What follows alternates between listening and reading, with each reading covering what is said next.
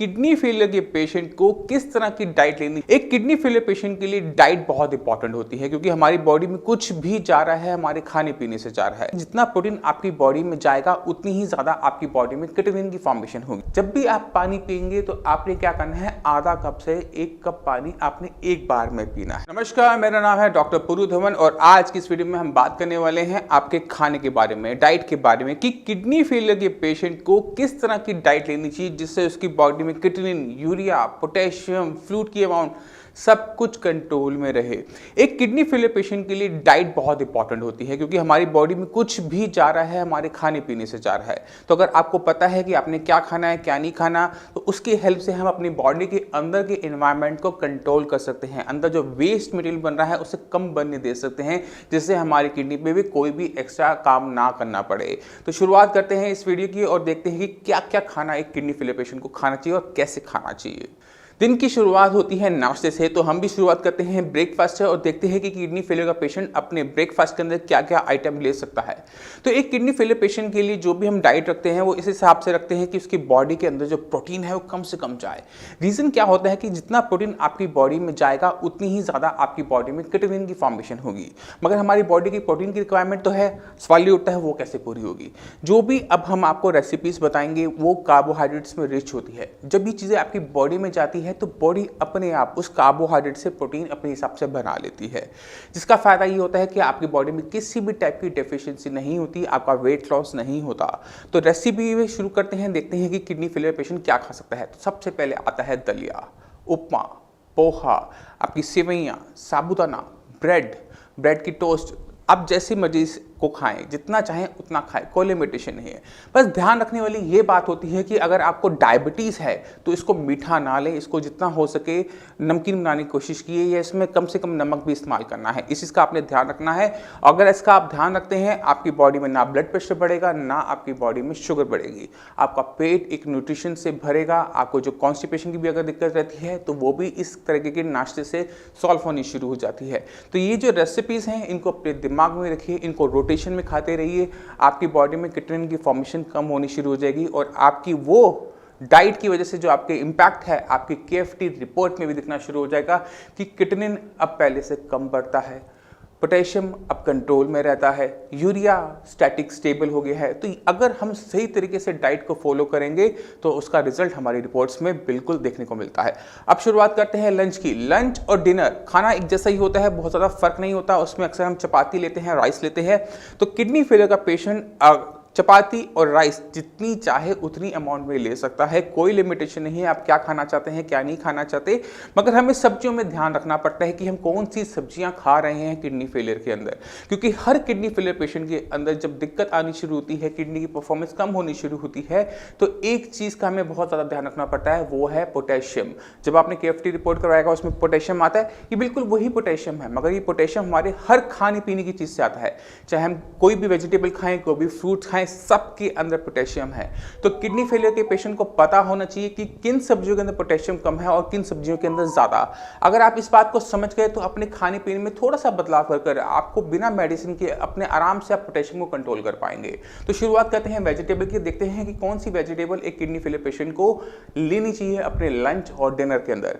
जो भी सब्जी जमीन के नीचे लगती है, आलू है, शकरकंदी है, अरबी है, जिमीकंद है, या आपकी शलगम है, या आपका बीटरूट है, सारी की सारी सब्जियां आप नहीं खा सकते क्योंकि इनके अंदर नेचुरल अमाउंट में पोटेशियम की मात्रा ज़्यादा होती है। इसी तरह से जो भी पत्तेदार सब्जी होती है, पालक है, बथुआ है, मेथी है, सरसों है, धनिया है, पुदीना है और पत्ता गोभी, जितनी भी सब्जियां हैं सबके अंदर पोटेशियम की मात्रा ज़्यादा है। ये सब्जियां आपने बिल्कुल भी नहीं खानी। इसके अलावा जो सब्जी बच जाती है आपके पास, वो सब्जियां होती हैं जो किसी पेड़ पे, पौधे पे, बेल पे फल की तरह लगती है। जैसे आपका टमाटर है, बैगन है, घिया, तोरी, परवल, पैठा, करेला, जो भी सब्जी आपको बेल पे लगते हुए मिलती है, पौधे पे लगती हुई मिलती है, आप उसको ले सकते हैं। इसको लेने में फ़ायदा यह है कि इसमें पोटेशियम कम है, आपकी बॉडी में कम से कम कॉम्प्लिकेशन होगी। तो आपने अपने लंच और डिनर में क्या करना है, आपने चावल के साथ, रोटी के साथ जो सब्जियां मैंने अभी आपको बताई, लो पोटेशियम सब्जियां, ये आपने इंटेक करनी है। अगर आप इन सब्जियों का इंटेक करेंगे आपकी बॉडी के अंदर कभी भी पोटेशियम बढ़ने की शिकायत आपको देखने को नहीं मिलेगी। मगर एक किडनी फेलियर पेशेंट की डाइट यहाँ खत्म नहीं होती। पेशेंट को फ्रूट्स चाहिए होते हैं बॉडी को फ्रूट्स चाहिए, क्योंकि फ्रूट्स हमारी बॉडी में मल्टी विटामिन मिनरल्स लेकर आते हैं, न्यूट्रिशन लेकर आते हैं। तो पेशेंट को फ्रूट्स के बारे में भी पता होना बहुत ज़्यादा ज़रूरी है कि कौन सा फ्रूट खा सकते हैं और कितनी अमाउंट में खा सकते हैं। तो जितने भी किडनी फेलियर के पेशेंट हैं वो एक चीज़ को हमेशा ध्यान में रखें कि उन्होंने केला बिल्कुल भी नहीं खाना। केला, कीवी, एवोकाडो, आपके ड्राई फ्रूट्स, खजूर और कोकोनट वाटर, ये अगर आप इनटेक करेंगे आपका पोटेशियम बहुत तेज़ी से बढ़ेगा। तो इनको अपने डाइट से भाग कर दीजिए और ले आइए वो फ्रूट जिनके अंदर पोटेशियम की मात्रा कम है। अब लो पोटेशियम जो फ्रूट्स होते हैं वो सारे के सारे फ्रूट्स आप कंसिडर कर सकते हो। आप चाहे आम खाओ, चेरी खाओ, स्ट्रॉबेरी खाओ, पपीता खाओ, चीकू खाओ, सेब खाओ, पियर्स खाओ, जो मर्जी आप खाना चाहते हैं वो खा सकते हो। मगर एक छोटी सी शर्त इस पर भी लग जाती है कि उसकी जो अमाउंट है वो है 1 कप, यानी एक सेब ले लो या 1 कप पपीता ले लो, 1 कप पाइनएप्पल ले सकते हो या फिर 1 कप अंगूर ले सकते हो। तो जो क्वांटिटी है वो है 1 कप। अगर आप इसे क्रॉस करोगे तो भी आपका पोटेशियम बढ़ना शुरू हो जाएगा। अब सवाल उठता है क्यों? क्योंकि अगर आप कोई लो पोटेशियम चीज़ ज़्यादा अमाउंट में लोगे तो पोटेशियम की मात्रा बॉडी में ज़्यादा चली जाएगी और आपकी वो चीज़ आपकी रिपोर्ट्स के अंदर रिफ्लेक्ट होनी शुरू हो जाएगी, दिखना शुरू हो जाएगा कि आपका पोटेशियम लेवल बढ़ने शुरू हो गए। तो हमने फ्रूट्स खाने हैं मगर उसकी अमाउंट को हमें ना हमेशा ध्यान में रखना है। इसी तरह से कुछ चीज़ें ऐसी होती हैं जो बहुत ज़्यादा ज़रूरी है किसी किडनी फेलियर पेशेंट के लिए जानने के लिए। तो शुरुआत करते हैं पानी से, क्योंकि पानी तो हमने पीना है, पानी से तो सब कुछ चलना है। पानी ही किडनी से साफ करेगी और जो क्रिएटिनिन है वो उस यूरिन के थ्रू तो बाहर जाएगा। तो वाटर की अमाउंट एक किडनी फेलियर पेशेंट को पता होनी चाहिए कि मैंने कितनी अमाउंट में पानी पीना है और कैसे पानी पीना है। तो ध्यान से सुनिएगा इसको। हम जो सुनते हैं नेफ्रोलॉजिस्ट से या जो बाकी डॉक्टर्स बताते हैं वो बताते हैं कि आपने 1 से 1.5 लीटर पानी पूरे दिन में पीना है। आपका लेवल 3 और 4 है। अगर आपकी बॉडी के अंदर पानी की कमी होनी शुरू हो गई तो आपका यूरिन फॉर्मेशन कम होना शुरू हो जाएगा और यूरिन फॉर्मेशन कम हुई तो क्रिएटिनिन कम जाएगा। इसी वजह से जो लोग पानी कम पीते हैं किडनी फेलियर के, उनके क्रिएटिनिन बहुत तेजी से बढ़ना शुरू होते हैं, क्योंकि उनकी बॉडी के पास इतना पानी नहीं होता कि वो उसको बाहर कर सके। तो हमें समझना है कि कितनी अमाउंट में पानी पीना है। इसी तरह से अगर कोई पेशेंट ये सोचता है कि मैं जितना पानी पीऊंगा उतना मेरी किडनी से साफ करती रहेगी, किडनी बॉडी से बाहर जाता रहेगा, ऐसा भी नहीं देखा जाता।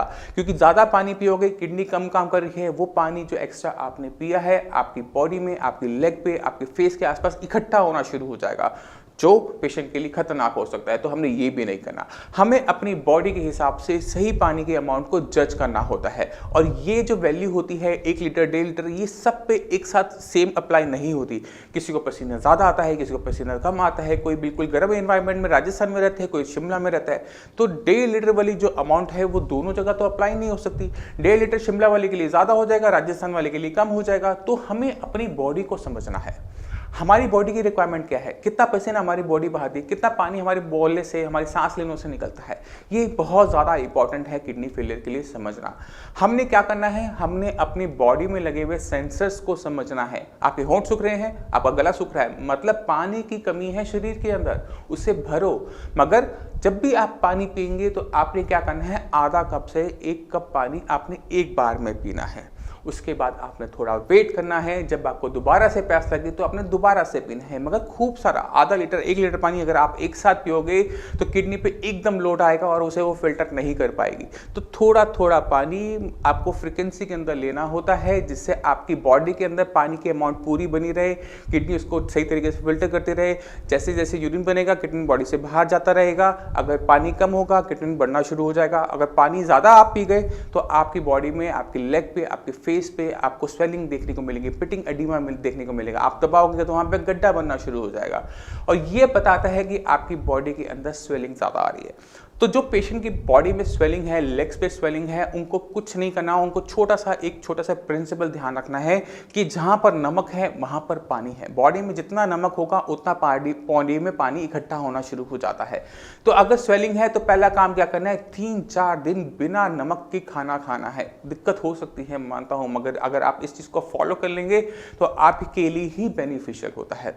इसके साथ साथ पानी आपने तब पीना है जब आपके होंठ सूख रहे हो। और पानी कैसे पीना है, सिप सिप करके पीना है कि आपके होंठ और गला तर हो जाए। अपने बॉडी के अंदर पानी नहीं डालना, आपने बस अपनी जो प्यास होती है उसको सबसाइड करना होता है। अगर आप इस चीज़ को फॉलो करते हैं, जो आपकी बॉडी में एक्स्ट्रा पानी है वो यूरिन के थ्रू बाहर जाना शुरू कर देता है और जो आपकी स्वेलिंग है वो डिसअपीयर करनी शुरू होती है। तो इसलिए मैं कहता हूँ कि पानी की अमाउंट कितनी लेनी है कितनी नहीं लेनी, ये किडनी फेलियर पेशेंट के लिए बहुत ज़्यादा ज़रूरी है उसको समझना। किडनी फेलियर पेशेंट के लिए नमक बहुत इंपॉर्टेंट होता है, नमक पे कंट्रोल बहुत इंपॉर्टेंट होता है, क्योंकि नमक जो होता है हमारी बॉडी में ब्लड प्रेशर बढ़ाता है। अगर ब्लड प्रेशर कंट्रोल में नहीं है तो किडनी का और नुकसान होगा और किडनी लेवल आपका बढ़ेगा। तो एक किडनी फेलियर पेशेंट को ये पता होना चाहिए कि मैंने कितना नमक खाना है, कितनी अमाउंट में खाना है और कौन सा नमक खाना है। तो हमने नमक में क्या करना होता है, 1 पिंच ऑफ सॉल्ट लेना होता है और नमक होता है सेंधा नमक। अब आपके माइंड में एक सवाल आ रहा होगा कि डॉक्टर साहब ने सेंधा नमक क्यों बोला, बाकी डॉक्टर तो दूसरा नमक बोलते हैं। सी सॉल्ट जो हम लेते हैं अपने खाने के अंदर वो प्योर फॉर्म में NaCl होता है, सोडियम क्लोराइड होता है और सोडियम हमारी बॉडी में ब्लड प्रेशर को बढ़ाता है। हमें एक ऐसा नमक चाहिए था जो हमारी बॉडी के अंदर जाए, टेस्ट दे, मगर ब्लड प्रेशर को ना बढ़ाए। जो हम लाहौरी नमक, Himalayan salt, pink salt consume करते हैं, ये नेचुरली अकरिंग सॉल्ट होता है। पहाड़ों पे कहीं पर जब कोई पुराना पानी इकट्ठा हो गया, नमक इकट्ठा हो गया, वो नमक होता है। इस नमक के अंदर सिर्फ सोडियम क्लोराइड नहीं होता, इसमें बहुत सारे ऐसे मिनरल्स होते हैं जो बॉडी को चाहिए और बॉडी के ब्लड प्रेशर को कंट्रोल करने में आपकी हेल्प करते हैं। तो अगर हम सेंधा नमक लेते हैं in compare to sea salt, तो हमारा जो ब्लड प्रेशर है उसका जो एलिवेशन है, जो उसमें रेस होता है, वो कम देखने को मिलता है। इसलिए हम सेंधा नमक एडवाइस करते हैं हर किडनी फेलियर पेशेंट को। दूसरी चीज़ क्या ध्यान रखनी पड़ती है कि हम अक्सर देखते हैं कि टीवी पे ऐड आ रही होती है, लो सोडियम सॉल्ट लीजिए, इससे आपका ब्लड प्रेशर ठीक रहता है। मगर अगर एक किडनी फेलियर का पेशेंट लो सोडियम सॉल्ट यूज़ करना शुरू करता है, उसका पोटेशियम बढ़ना शुरू हो जाता है। अब सवाल उठता है कि क्यों?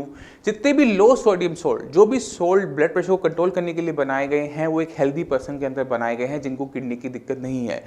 जिन लोगों को भी किडनी की दिक्कत है, अगर वो लो सोडियम सॉल्ट लेते हैं तो उनको पता होना चाहिए कि उसमें 85% तो आपका सोडियम क्लोराइड है जो आप नमक खाते हो, मगर 15% वो नमक है जो आपको नहीं खाना, वो है पोटेशियम क्लोराइड। पोटेशियम क्लोराइड जो होता है, पोटेशियम की वजह से यूरिनेशन को बढ़ाता है और बीपी को डाउन लेकर आता है, मगर आपके केस में पोटेशियम को बढ़ा देगा, हार्ट अटैक कर सकता है, एक सडन डेथ हो सकती है, कार्डियोवास्कुलर दिक्कत हो सकती है। इसलिए जितने भी पेशेंट किडनी फेलियर के होते हैं उन्हें लो सोडियम सॉल्ट का प्रयोग बिल्कुल भी नहीं करना चाहिए, क्योंकि उनसे उनकी जान को खतरा हो सकता है।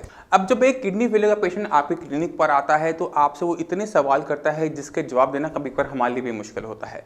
तो मैं आपको कुछ चीज़ें बहुत ज़्यादा क्लियर कर दूं। फ्रूट्स आप 1 कप ले सकते हैं, इसका मतलब ये नहीं है कि आप 1 कप जूस ले सकते हैं, क्योंकि अगर आप 1 कप फ्रूट लोगे तो आपके पास 1 कप फ्रूट का पोटेशियम जाएगा, मगर अगर आप 1 कप जूस लोगे इसका मतलब है 3 से 4 फ्रूट्स का जो जूस निकला 1 कप वो आपकी बॉडी में जाएगा, यानी 3 से 4 फ्रूट्स के अंदर जो पोटेशियम था आपकी बॉडी में जाएगा, जो आपके पोटेशियम लेवल को बढ़ा देता है। फ्रूट्स खाओ मगर जूस मत पियो। इसी तरह से हमने एक चीज़ का और ध्यान रखना होता है, वो है गुड़। गुड़ एक ऐसी चीज़ है जो बनती है गन्ने से। गन्ना इतना बड़ा होता है, उसको जूस निकालते हैं, जूस निकालने के बाद उसे पकाते हैं और इतना सा गुड़ बनता है। अगर आपने इतना सा गुड़ खाया, मतलब है जो पूरे गन्ने में पोटेशियम था आपने इतने में से गुड़ में अपनी बॉडी के अंदर डाल लिया, तो पोटेशियम बढ़ेगा ही।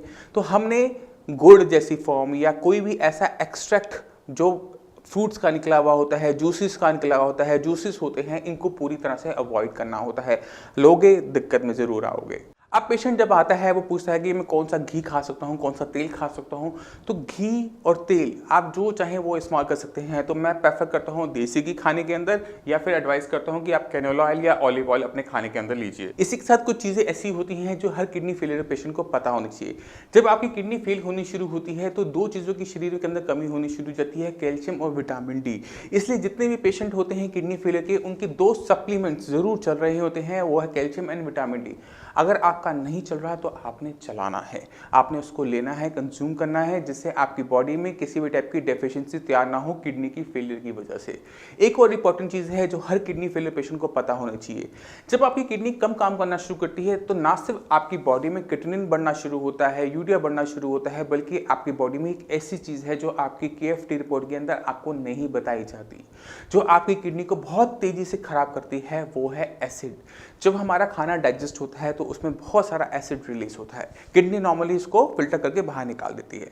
जब आपकी किडनी ने कम काम करना शुरू किया तो जो वेस्ट मटेरियल था वो बाहर नहीं गया, तो आपकी बॉडी में एसिड जो है वो इकट्ठा होना शुरू हो गया, जिससे आपके ब्लड का जो pH है वो एसिडिक होना शुरू हो गया, आपके बॉडी के अंदर एसिड एक्यूमुलेशन होनी शुरू हो गई, जिसे हम कहते हैं मेटाबॉलिक एसिडोसिस। अगर आपकी बॉडी में मेटाबॉलिक एसिडोसिस हो रहा है, इसका मतलब यह है कि किडनी आपकी बहुत तेजी से खराब होगी।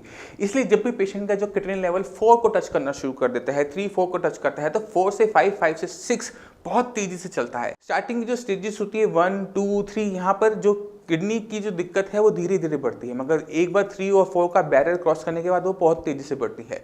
वो इसलिए हो रहा होता है क्योंकि आपकी बॉडी के अंदर एसिड बहुत ज़्यादा एक्यूमुलेट हो रहा है और किडनी को नुकसान पहुंच रहा है। इसका जो टेस्ट होता है वो होता है सीरम बाइकार्बोनेट का, यानी अगर आप किसी लैब में जाते हो, वहाँ कहते हो कि मेरा सीरम बाइकार्बोनेट टेस्ट कर दो, तो वो आपको एक रिपोर्ट देते हैं। अगर उसकी वैल्यू आपकी कम आ रही है, इसका मतलब ये है कि आपकी बॉडी में मेटाबॉलिक एसिडोसिस हो रहा है, ब्लड का पीएच कम हो चुका है, एसिडिक हो चुका है, जो किडनी को ज़्यादा नुकसान पहुंचाएगा। तो हमने उस एसिड को न्यूट्रलाइज करना होता है, उसको नलीफाई करना होता है कि किडनी को कोई भी नुकसान एसिड की वजह से ना हो। इसलिए जब भी आप किडनी फेलियर के पेशेंट होते हैं तो आपकी एक medicine most of the patient की चल रही होती है, वो है नोडोसिस कर।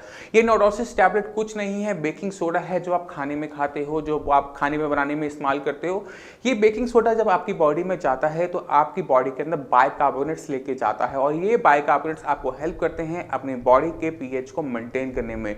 ये बहुत ज़्यादा ज़रूरी है हर किडनी फेलियर पेशेंट के लिए। अगर आप सही तरीके से बेकिंग सोडा यानी सोडियम बाइकार्बोनेट जिसे नोडोसिस की टैबलेट फॉर्म में लेते हैं, अगर प्रॉपर तरीके से लेते जा रहे हो तो किडनी आपकी कम खराब होगी, नुकसान कम होगा। तो उसको आपने लेना है, चाहे आप बेकिंग सोडा लो, चाहे आप उसकी टैबलेट हो, कोई फर्क नहीं पड़ता। हमें आपका जो बॉडी का पीएच है, ब्लड का पीएच है, वो नॉर्मल चाहिए होता है। तो अब आप काफ़ी कुछ समझ गए हैं डाइट के बारे में कि किडनी फेलियर के पेशेंट को किस तरह की डाइट लेनी चाहिए जिससे उसकी बॉडी बिल्कुल ठीक रहे। अगर आपके माइंड में कोई भी डाउट है किडनी फेलियर को लेकर, किडनी फेलियर से कोई दिक्कत से आप जूझ रहे हैं, तो नीचे दी हुई नंबर पर कॉल कर साइंस संजीवनी के डॉक्टर से आप फ्री ऑफ कॉस्ट कंसल्टेशन ले सकते हैं। आप अपॉइंटमेंट लेकर मुझसे भी आकर मिल सकते हैं। मैं उम्मीद करता हूँ इस वीडियो से आप काफ़ी कुछ समझ गए हैं किडनी फेलियर के बारे में। किडनी फेलियर के पेशेंट को किस तरह की डाइट लेनी चाहिए वो भी आप समझ गए। फिर भी आपके माइंड में कोई भी डाउट हो, कुछ भी पूछना चाहते हो, तो नीचे दी हुई नंबर पर कॉल कर साइंस संजीवनी के डॉक्टर से आप फ्री ऑफ कॉस्ट कंसल्टेशन ले सकते हैं। आप अपॉइंटमेंट लेकर मुझसे भी आकर मिल सकते हैं। अब इसी के साथ आपसे भी चलने की आगे चाहेंगे। मिलते हैं अगली वीडियो में, तब तक के लिए धन्यवाद।